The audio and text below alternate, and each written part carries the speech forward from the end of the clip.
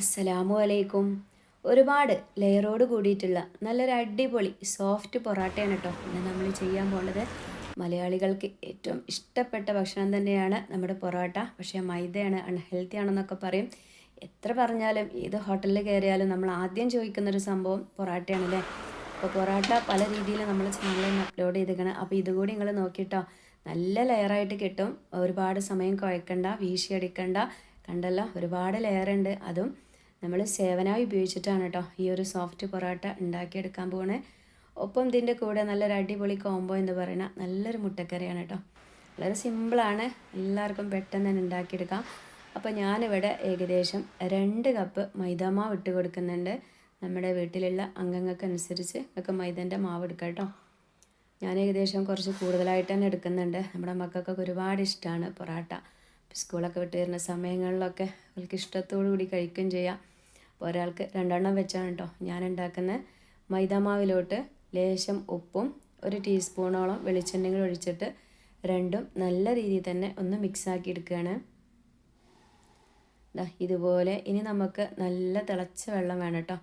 നല്ല വെട്ടി തിളപ്പിച്ച് വെള്ളം ഒഴിച്ച് കുറേശ്ശെ ഒഴിച്ച് കൊടുക്കുക. ഇങ്ങനെയാവുമ്പോൾ നമുക്ക് ഈ ഒരു മൈദാമാവ് ഒരുപാട് സമയം കുഴക്കേണ്ട ഒരു ആവശ്യമൊന്നുമില്ല. എല്ലാം കൂടി ഒന്ന് കൂട്ടി യോജിപ്പിച്ചെടുത്താൽ മാത്രം മതിയാകും. മുഴുവനായിട്ട് ആദ്യം തന്നെ ഒഴിക്കരുത് കേട്ടോ. കുറേശ്ശെ ഒഴിച്ചിട്ട് നല്ല രീതിയിൽ തന്നെ നമുക്കിത് കുഴച്ചെടുക്കാം കേട്ടോ. ഇത് വേണമെന്നുണ്ടെങ്കിൽ ഗോതമ്പിൻ്റെ മാവ് വെച്ചിട്ട് നമുക്ക് ചെയ്യാം. പക്ഷേ ഗോതമ്പ് പൊടി കൊണ്ട് അതിലേറെ ടേസ്റ്റ് ഒന്നും കൂടി നമ്മുടെ മൈദാമാവ് തന്നെയാണ് കേട്ടോ. അത് വെച്ച് ചെയ്യുമ്പോൾ തന്നെയാണ്. അപ്പോൾ ഏതായാലും നിങ്ങളൊന്ന് ചെയ്ത് നോക്കിയിട്ട് നിങ്ങളെ ഫീഡ്ബാക്കൊക്കെ ഒന്ന് അറിയിക്കുക. അതുപോലെ തന്നെ നിങ്ങൾക്ക് ഇഷ്ടമാവുക എന്നുണ്ടെങ്കിൽ എല്ലാവരും നമ്മുടെ വീഡിയോക്ക് ഇപ്പം തന്നെ ഒരു ലൈക്ക് തരീട്ടോ. വീഡിയോ കണ്ടു കഴിഞ്ഞിട്ട് നമ്മുടെ ഫാമിലിക്കും ഫ്രണ്ട്സിനും ഒക്കെ ഒന്ന് ഷെയർ ചെയ്ത് കൊടുക്കാനും നിങ്ങളാരും മറക്കല്ലേ. അങ്ങനെ ഞാൻ കുറേശ്ശെ വെള്ളമൊക്കെ ഒഴിച്ചിട്ട് നല്ല രീതിയിലൊന്ന് കുഴച്ചെടുക്കാനായിട്ട് പോവുകയാണ്. അപ്പോൾ ഈ ഒരു പാത്രത്തിൽ വെച്ചിട്ട് കുഴക്കാൻ എന്നെ കൊണ്ട് കഴിയില്ല കേട്ടോ. ഞാനൊരു പ്ലേറ്റിക്ക് മാറ്റി കൊടുക്കാം.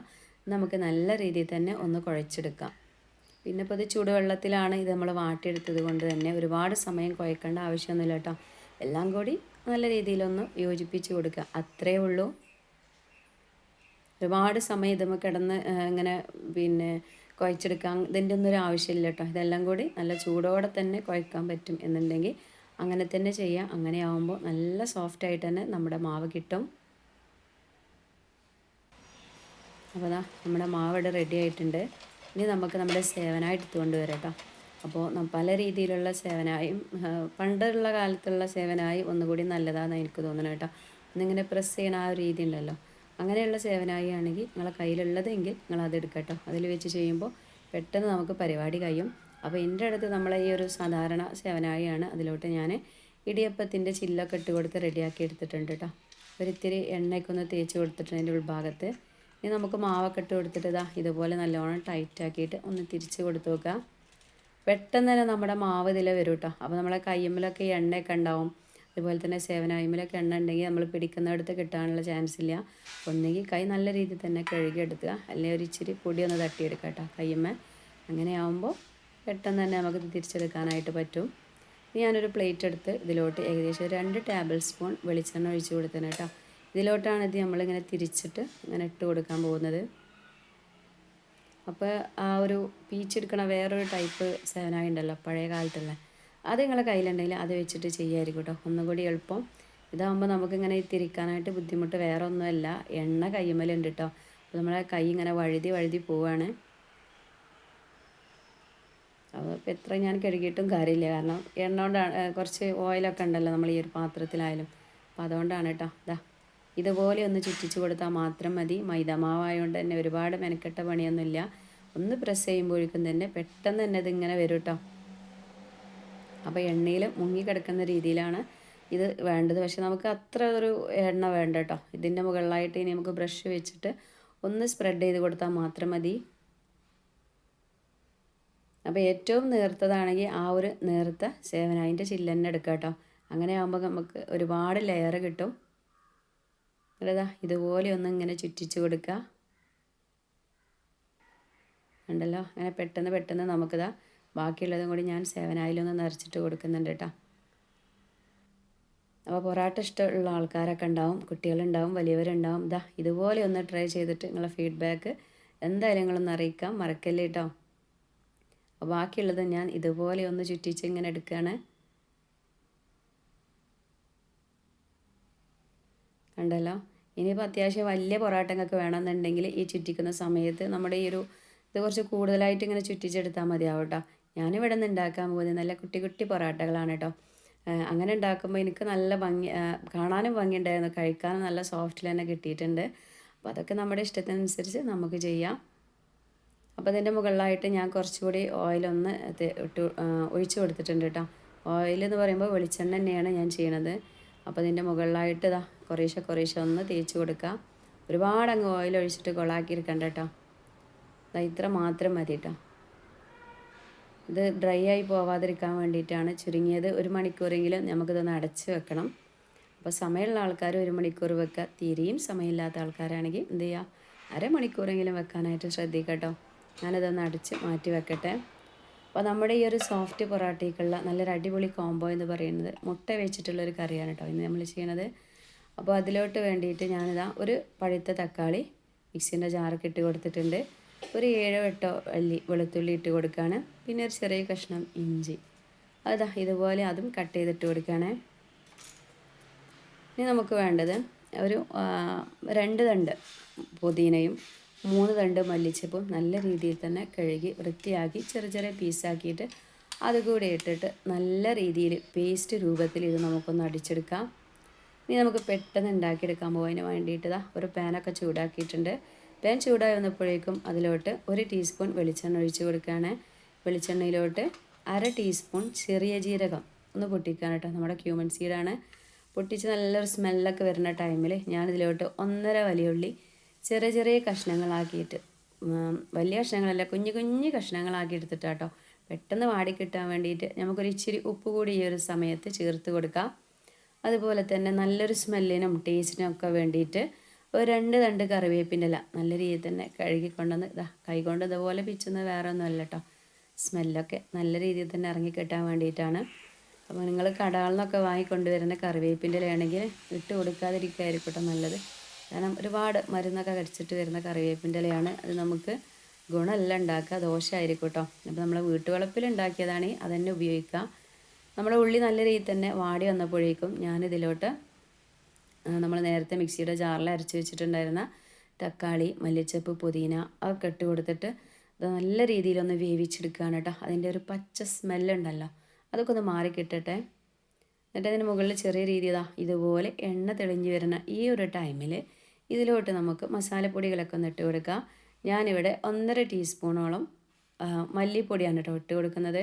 അതുപോലെ തന്നെ 1/2 ടീസ്പൂണോളം ഗരം മസാല പൗഡർ, പിന്നെ നമുക്ക് 1 ടീസ്പൂൺ കാശ്മീരിൻ്റെ മുളക് പൊടി ഇട്ട് കൊടുക്കുക. പിന്നെ മഞ്ഞൾപ്പൊടി. ഇതിലോട്ട് ഞാൻ കുരുമുളക് പൊടി ഇട്ട് കൊടുക്കുന്നില്ല. താല്പര്യമുള്ളവർക്ക്, ചിലർക്ക് കുരുമുളകിൻ്റെ ടേസ്റ്റ് ഒത്തിരി ഇഷ്ടമായിരിക്കും, അങ്ങനെയുള്ളവർക്ക് ഇട്ട് കൊടുക്കാം.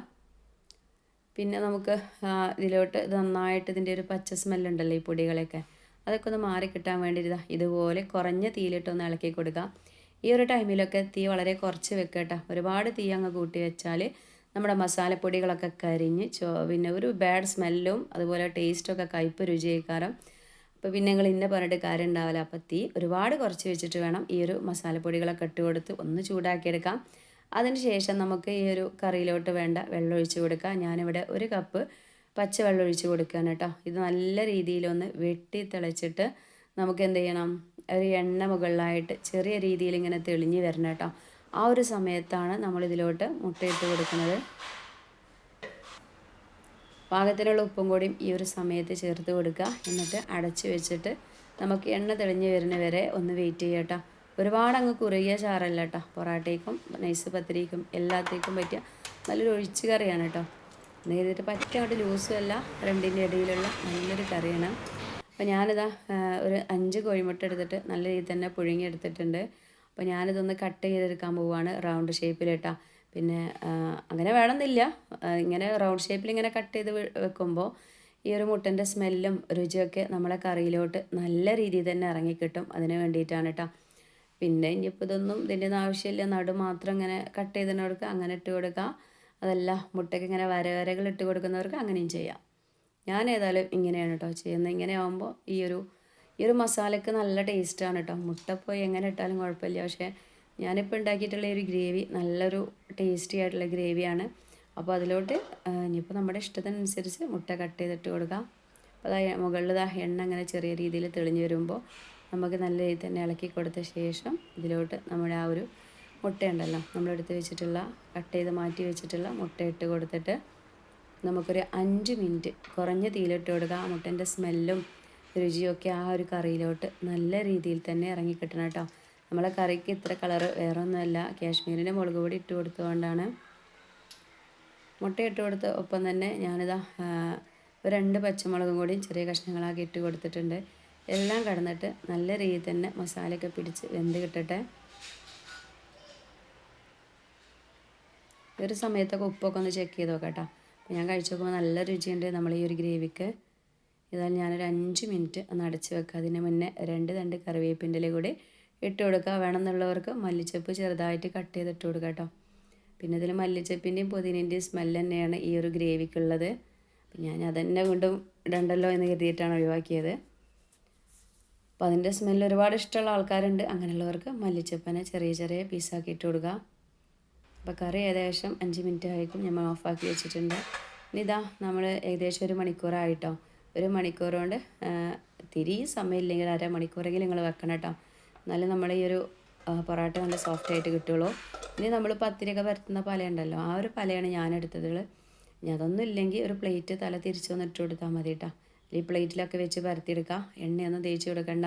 നമ്മൾ ഈ എണ്ണ ഉണ്ടല്ലോ, ഇപ്പോൾ ഈ ഒരു പാത്രത്തിലുള്ളൊരു എണ്ണ കൊണ്ട് തന്നെയാണ് ഇത് ചുടുന്നതും പരത്തുന്നതും ഒക്കെ കേട്ടോ. എക്സ്ട്രാ വേറൊരു ഓയിൽ നമ്മൾ ചേർക്കുന്നില്ല. അപ്പോൾ കണ്ടല്ലോ, നല്ല രീതിയിൽ തന്നെ ഞാൻ പരത്തിയെടുത്തിട്ടുണ്ടെങ്കിൽ കാണുമ്പോൾ തന്നെ അറിയാൻ പറ്റും. നല്ല ലെയറൊക്കെ ഇതാ തെളിഞ്ഞ് കാണണം കേട്ടോ. ലെയറൊക്കെ നല്ല അടിപൊളിയായിട്ട് തന്നെ നമുക്ക് കിട്ടിയിട്ടുണ്ട്. ഇനി എല്ലാം പരത്തിയെടുക്കാനും വളരെ ഈസിയാണ്. ഇത് എണ്ണയിൽ കടന്നിട്ട് തന്നെ നല്ല സോഫ്റ്റായിട്ട് വന്നിട്ടുണ്ട് കേട്ടോ നമ്മുടെ ഈ കുട്ടി പൊറോട്ടകൾ. ഇനി ഞാനിതാ ഒരു ഇരുമ്പിൻ്റെ തവ നല്ല രീതിയിൽ തന്നെ ചൂടാക്കി ഇങ്ങനെ വെച്ചിട്ടുണ്ട് കേട്ടോ. ഞാനിന്ന് ഇരുമ്പിൻ്റെ തവയിൽ വെച്ചിട്ടാണ് ഇതൊന്ന് വേവിച്ചെടുക്കുന്നത്. നമുക്ക് നോൺ സ്റ്റിക്ക് പാൻ ഉണ്ടെങ്കിൽ അതിൽ വെച്ചിട്ടും ചെയ്യാം. എണ്ണയെല്ലാം പരത്തിയെടുക്കുമ്പോൾ നല്ല എളുപ്പത്തിൽ തന്നെ നമുക്ക് പരത്തിയെടുക്കാൻ പറ്റും. ബലം പ്രയോഗിക്കേണ്ട ഒരു ആവശ്യമില്ല, അത്രയും സോഫ്റ്റ് ആട്ടോ. ഈ ഒരു ചട്ടിയിൽ നമുക്ക് എണ്ണൻ്റെ ഒരു ആവശ്യമില്ല. നമ്മൾ ഈ ഒരു പൊറാട്ടയിൽ തന്നെയുള്ള എണ്ണ മാത്രം മതിയാകും. ഇത് നമുക്ക് തിരിച്ചിട്ടിട്ടും മറിച്ചിട്ടിട്ടൊക്കെ ഒന്ന് വേവിച്ചെടുക്കാം. അതുപോലെ തന്നെ ഒരുപാട് സമയം തിരിച്ചിട്ടിട്ടും മറിച്ചിട്ടിട്ടും ഇങ്ങനെ ചെയ്യരുത് കേട്ടോ. അങ്ങനെ ആകുമ്പോൾ നമ്മൾ പൊറാട്ടയുടെ ആ സോഫ്റ്റ്നെസ്സൊക്കെ ഇല്ലാതായിട്ട് ഡ്രൈ ആയി പോവും. പിന്നെ ഭയങ്കര ഹാർഡായി കറട്ടെ കടിച്ച് പറിച്ച് കഴിക്കേണ്ടി വരും. അപ്പോൾ ചിലവർക്ക് ഓരോ ഡൗട്ടാണ്, മൈദല്ലേ വെന്തിട്ടുണ്ടാവോ എന്നൊക്കെ കേട്ടോ. അപ്പോൾ ഒരു 3-4 പ്രാവശ്യം നമ്മളിത് മറിച്ചിടുമ്പോൾ നമുക്ക് കാണുമ്പോൾ തന്നെ കണ്ടല്ലോ അറിയാൻ പറ്റും. ചെറിയ രീതിയിൽ ഇങ്ങനെ മുരിഞ്ഞ് വരുമ്പോൾ തന്നെ അറിയാൻ പറ്റും. ഉൾഭാഗമൊക്കെ നല്ല രീതിയിൽ തന്നെ വെന്ത് വന്നിട്ടുണ്ടാവും കേട്ടോ. ഇതിലേക്കൊരു എക്സ്ട്രാ ഓയിലിൻ്റെ ആവശ്യമില്ല. അതിൻ്റെ ഈ ഒരു പൊറാട്ടയിൽ നിന്ന് തന്നെ ഇറങ്ങി വരും കേട്ടോ ഇത് വേകാനുള്ള ഓയിലും. അങ്ങനെ നമുക്കത് പെട്ടെന്ന് തന്നെ ഞാനിതൊന്ന് വേവിച്ചെടുക്കുന്നത് കാണുന്നുണ്ടല്ലോ. നല്ല ലെയർ തന്നെ എല്ലാം തെളിഞ്ഞ് നല്ല രീതിയിൽ തന്നെ നമുക്ക് കാണുന്നുണ്ട് കേട്ടോ. ഈ ഒരു പൊറാട്ട ഉണ്ടാക്കാനായിട്ട് കുട്ടികൾക്ക് പോലും വളരെ ഈസിയാണ്. അതുകൊണ്ട് എന്തായാലും ഒരു പ്രാവശ്യമെങ്കിലും ഈ ഒരു പൊറാട്ട ഒന്ന് ഉണ്ടാക്കി നോക്കിയിട്ട് ഫീഡ്ബാക്കൊക്കെ ഒന്ന് അറിയിക്കുക കേട്ടോ. അതുപോലെ തന്നെ നല്ല സോഫ്റ്റാണ് കേട്ടോ കഴിക്കാനായിട്ടും. അപ്പോൾ എല്ലാം ഞാനിതാ ഇങ്ങനെ പരത്തിയിട്ട് ഇങ്ങനെ കല്ലിൽ കൊടുന്നിട്ട് ചുട്ടെടുക്കുകയാണ്. അപ്പോൾ ഇതൊരു ഇരുമ്പിൻ്റെ ചട്ടിയാണ് കേട്ടോ. അപ്പോൾ ഇങ്ങനത്തെ ചട്ടിയിലാകുമ്പോൾ ചെറിയ രീതിയിൽ നമുക്കൊന്ന് മുരിഞ്ഞും കിട്ടും, ടേസ്റ്റും കൂടും. ഉള്ളവരൊക്കെ ഇരുമ്പിൻ്റെ ചട്ടിയിൽ വെച്ചിട്ട് തന്നെ ചെയ്യാം. നമ്മൾ ദോശച്ചട്ടി എടുക്കണ്ട കേട്ടോ. ദോശച്ചട്ടി എടുത്താൽ നാളെ ചിലപ്പം ദോശ ചുടുമ്പോൾ കിട്ടാൻ ചാൻസ് കുറവാണ്. അങ്ങനെതാ നമ്മുടെ പൊറാട്ടയൊക്കെ ഞാൻ നല്ല അടിപൊളിയായിട്ട് ചുട്ട് കൊടുത്തിട്ടുണ്ട്. ഇത് വേണമെന്നുണ്ടെങ്കിൽ കൈ വെച്ചിട്ടൊന്ന് അടിച്ചെടുക്കാം. നമുക്ക് അതിൻ്റെ ആവശ്യം ഉണ്ടായിരുന്നില്ല കേട്ടോ. കാരണം അത്രയും ലെയറോട് കൂടി നല്ല സോഫ്റ്റിൽ തന്നെയാണ് നിൽക്കുന്നത്. കണ്ടല്ലോ, ഇത് കാണുമ്പോൾ തന്നെ നിങ്ങൾക്ക് അറിയാൻ പറ്റും നല്ല സോഫ്റ്റുമാണ്. അതുപോലെ തന്നെ ഒരുപാട് ലെയറും കിട്ടിയിട്ടുണ്ട് കേട്ടോ. അപ്പോൾ ഇതിൻ്റെ കൂടെ ചിക്കൻ കറി ആയാലും മട്ടനായാലും ബീഫായാലും ഒക്കെ നല്ല അടിപൊളി കോംബോ തന്നെയാണ്. മുട്ടക്കറി ആകുമ്പോൾ സാധാരണക്കാർക്കും എല്ലാവർക്കും ഒരുപോലെ ഉണ്ടാക്കാമല്ലോ എന്ന് കരുതിയിട്ടാണ് കേട്ടോ ഇന്ന് നമ്മളത് ഉണ്ടാക്കിയത്. അപ്പോൾ കണ്ടല്ലോ, സൂപ്പറായിട്ടില്ലേ? അപ്പോൾ എന്താ നിങ്ങളുടെ അഭിപ്രായം ഒക്കെ നിങ്ങൾ അറിയിക്കുക. ഒപ്പം തന്നെ നമ്മുടെ ഈ ഒരു പൊറാട്ടൻ്റെ വീഡിയോ നമ്മുടെ ഫാമിലിക്കും ഫ്രണ്ട്സിനും ഒക്കെ എല്ലാവരും ഒന്ന് ഷെയർ ചെയ്ത് കൊടുക്കുക കേട്ടോ. എല്ലാവരും ഒന്ന് ഷെയർ ചെയ്യുമ്പോഴല്ലേ നമ്മളെ വീഡിയോ ആരെങ്കിലുമൊക്കെ കാണുള്ളൂ. അപ്പോൾ അതാ നമ്മുടെ കറി തന്നെ നല്ല അടിപൊളിയായിട്ട് നല്ലൊരു അടിപൊളി സ്മെല്ല് കേട്ടോ. നമ്മളെ പുതിനൻ്റെയും മല്ലിച്ചപ്പിൻ്റെയൊക്കെ ഒരു സ്മെല്ല്. അതുപോലെ തന്നെ ഈ ഒരു മുട്ടയിലോട്ട് മസാലകളൊക്കെ നല്ല രീതിയിൽ തന്നെ ആ ഗ്രേവിയൊക്കെ നല്ല രീതിയിൽ തന്നെ ഇറങ്ങി കിട്ടിയിട്ടുണ്ട് കേട്ടോ. നമ്മൾ അടിപൊളി സോഫ്റ്റ് പൊറോട്ട. ഒരുപാട് ലെയർ ഉണ്ട് കേട്ടോ. ഞാനത് അടിക്കുന്ന സമയത്ത് ഒരുപാട് ഇങ്ങനെ കയ്യിലൊക്കെ പോകുന്നതൊക്കെ ഉണ്ട്, കണ്ടല്ലോ. എടുക്കുമ്പോൾ തന്നെ നിങ്ങൾക്ക് അറിയാൻ പറ്റും, ഉണ്ടോ. സൂപ്പറായിട്ട് തന്നെ കിട്ടിയിട്ടുണ്ട്. അപ്പോൾ ഇൻഷാ അല്ലാ ഇന്നത്തെ നമ്മുടെ വീഡിയോ ഇത്രേ തന്നെ ഉള്ളൂ. നാളെ ഞാൻ നല്ലൊരു വീഡിയോ ആയിട്ടൊക്കെ വരണ്ട കേട്ടോ. എല്ലാവരോടും അസ്സലാമു അലൈക്കും.